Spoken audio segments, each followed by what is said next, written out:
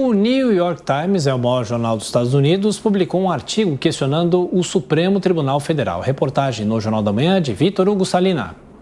Um artigo do New York Times, publicado nesta segunda-feira, fez um retrato do desequilíbrio atual dos poderes no Brasil, apontando para a recente expansão de força do Supremo Tribunal Federal como uma potencial ameaça à democracia do país.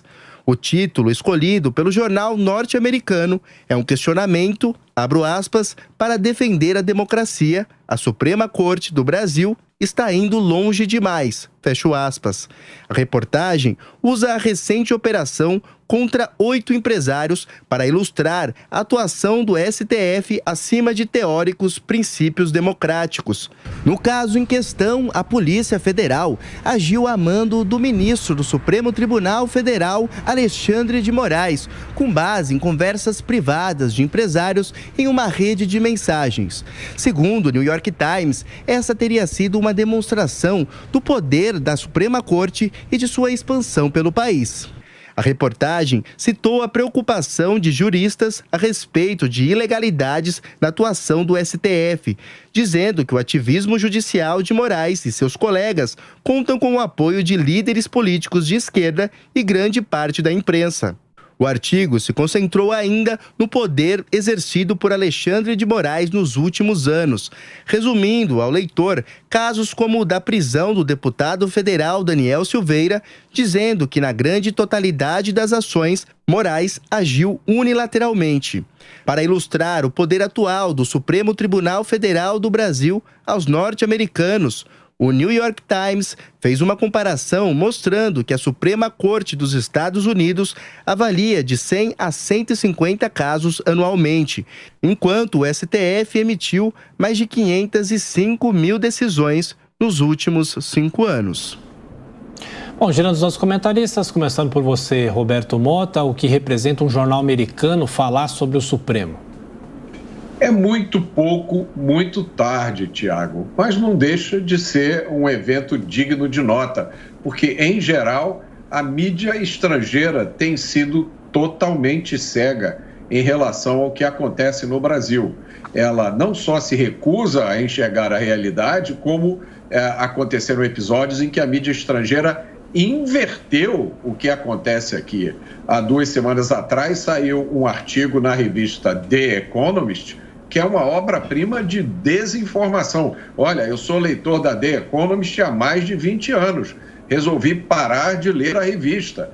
Saiu um artigo também numa revista chamada The Lancet, uma revista médica, uma revista especializada em pesquisas científicas. Colocou lá um artigo totalmente político, fazendo campanha para um candidato à presidência da República. Isso não é só com a mídia estrangeira, a gente tem que fazer justiça. A mídia nacional também entrou nessa dança, com poucas exceções, como a Jovem Pan. O que vem acontecendo no Brasil desde 2020, como finalmente reconheceu o New York Times, não tem precedentes na história. E chamar isso de desequilíbrio de poder é um eufemismo. O que está acontecendo é uma invasão em cima de 2 poderes por parte de um poder. As consequências disso estão à vista de todo mundo. E a última delas, que o New York Times menciona, é a criação do crime de publicar figurinha em grupo de WhatsApp. O Diogo, o The New York Times tem um posicionamento político ou foi imparcial nesse artigo, nessa matéria? O STF aqui no Brasil está indo longe demais, provocando desequilíbrio de poder a ponto de repercutir internacionalmente? Sim, Adriana, o New York Times é um jornal americano que tem um posicionamento político muito claro nos Estados Unidos. Ele tende mais para o lado democrata, né? Lembrando que os Estados Unidos têm um sistema praticamente bipartidário, na prática bipartidário, entre Partido Republicano, mais à direita, e Partido Democrata, mais à esquerda. O New York Times se situa claramente mais à esquerda, né? Mais para o lado democrata. E fez um artigo que, a meu ver, parece bastante correto, bastante ponderado, uma análise correta da situação aqui.